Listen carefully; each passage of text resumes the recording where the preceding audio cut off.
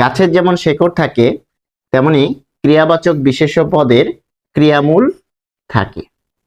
দেখুন গাছটির যে পাতার দিকে খেয়াল করলে একটি করে শব্দ লেখা আছে, এই শব্দগুলো হচ্ছে বিশেষ্য, এবং এই যে বিশেষ্য সেই সব বিশেষ্যের একটি মূল রয়েছে অর্থাৎ শেকড় রয়েছে, এবং এটি হচ্ছে ক্রিয়ামূল।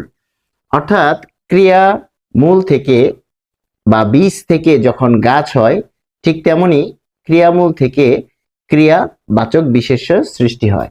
যেমন চল যোগ অন, চলন, তাহলে এটি হচ্ছে ক্রিয়াবাচক বিশেষ্য এর ক্রিয়ামূল।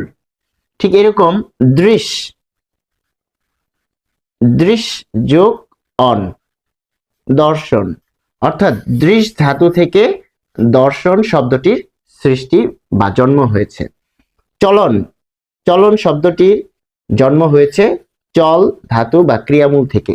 অর্থাৎ এই যে মাটির নিচে যে বীজ রয়েছে বা মাটির নিচে যে শেকড় রয়েছে সেটির সাথে আমরা ক্রিয়ামূলকে তুলনা করছি, এবং যে কোনো একটি ক্রিয়ামূল দিলে সেটি থেকে যদি এরকম বৃক্ষ হয়ে ওঠে এবং একটি পদ তৈরি হয় তাহলে সেটিকে আমরা বলবো ক্রিয়াবাচক বিশেষ্য। যেমন ভুজ যোগ অন, ভোজন, পঠ যোগ অন, পঠন।